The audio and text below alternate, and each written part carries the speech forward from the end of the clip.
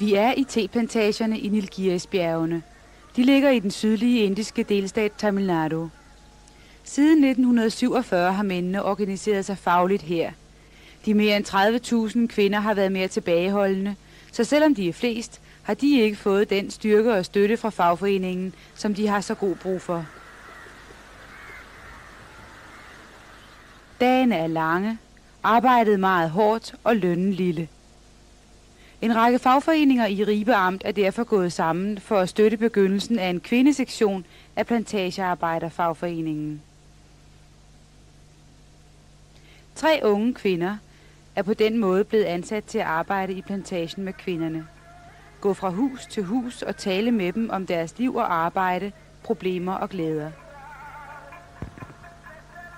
My name is M. Samudra. I am living in Rook Division, Nanseth Post. நான் வந்துட்டு இந்த சமூக சேவை செய்யறதுக்காக என்னை வந்து இந்த IPA ஸ்தாபனத்திலிருந்து நியமிச்சிருக்காங்க. நான் இந்த சமூக சேவை Mit navn er Samudra. Jeg bor og arbejder på Rook Estate. Mit arbejde er at være i kontakt med alle kvinderne, der arbejder i plantagen. Jeg diskuterer med dem, hvordan de kan komme til at tjene mere, få det bedre hjemme og på arbejde, både selv og hele familien.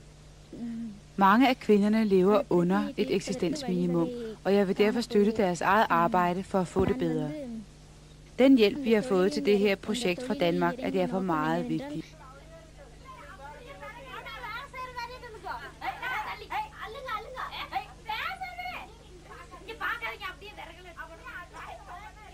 Hverdagen er hård i teplantagerne.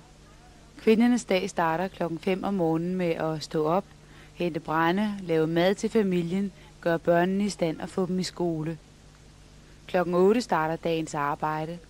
Kvinderne plukker for det meste te, mændene tager sig af at ordne planter, arbejde i tefabrikken, flytte planter osv.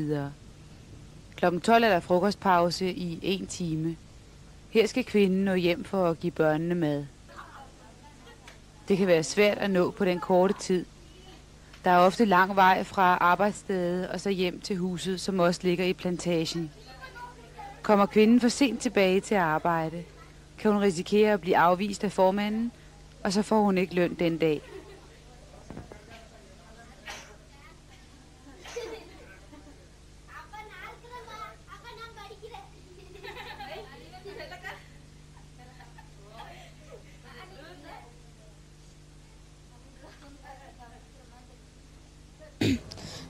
My name is Lata. I am come from Gregmore Estate, Kolakambe Post.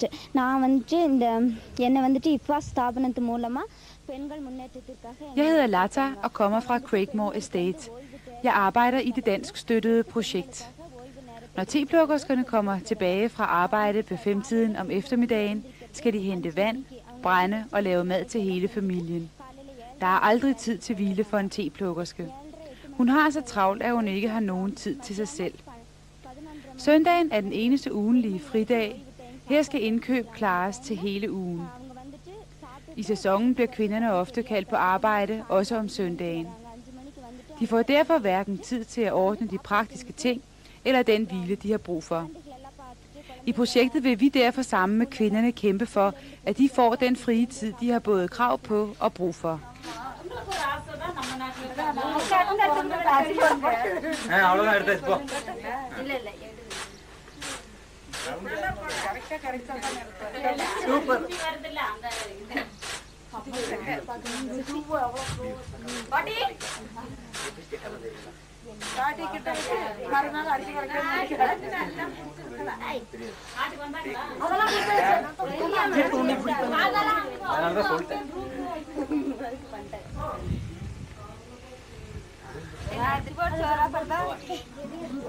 Plantagearbejderne bor inde på selve plantagen. Husene tilhører ejeren, som også er ansvarlig for at etablere skoler, vuggestuer og hospitaler. De krav er sjældent opfyldt. Da vi besøgte plantagerne, kunne vi ikke få tilladelse til at filme de steder, der er meget dårlige. Og det er de fleste. Forholdene, som vi kan vise her, er altså blandt de allerbedste.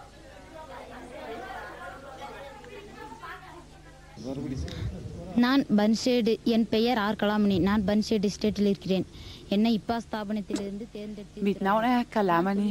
Jeg bor på Burnside Estate i Kotagiri Hills. Min arbejdsopgave i projektet er at besøge vuggestuen og passe på børnene. Jeg lærer assistenterne der, hvordan de skal sørge for at holde børnene rene og sunde.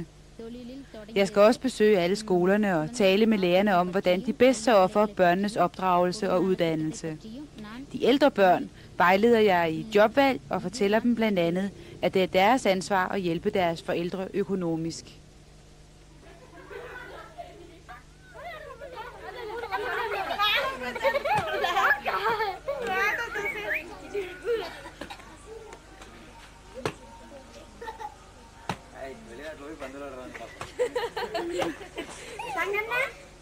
கட்டடிக்காத சும்மா அடி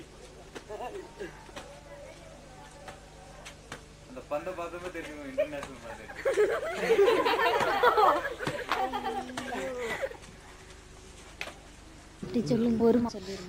நான் வேலைக்கு தொடங்கி ஒரு மாதம் ஆச்சு நான் ஒவ்வொரு எஸ்டேட்லேயும் போய் ஒவ்வொரு எஸ்டேட் தொழிலாளர் De sidste 3 uger har vi været ude i plantagerne og talt med kvinderne om deres problemer. Sammen med Mrs. Alamelo, der er leder af det her dansk støttede projekt, har vi fundet frem til, hvad der skal sættes i gang for at hjælpe kvinderne. De ting, vi ikke selv kan gøre noget ved inden for projektet, vil vi gå videre med til fagforeningslederne. På den måde vil vi sørge for at skabe et bedre liv for kvinderne i teplantagerne.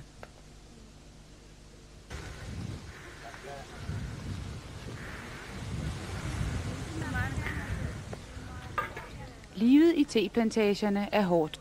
Under teplukningen bliver kvinderne ofte bidt af slanger og risikerer at blive angrebet af vilde dyr. Plantagearbejderloven fra 1957 bliver ikke overholdt. Den forpligter plantageejeren til at sørge for boliger, rent drikkevand og sanitære installationer, og til at stå parat med en række sociale ydelser i tilfælde af sygdom, graviditet og alderdom.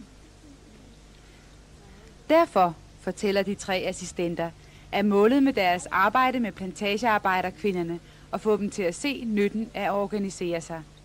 For at livet kan blive meget mere end en kamp for at overleve.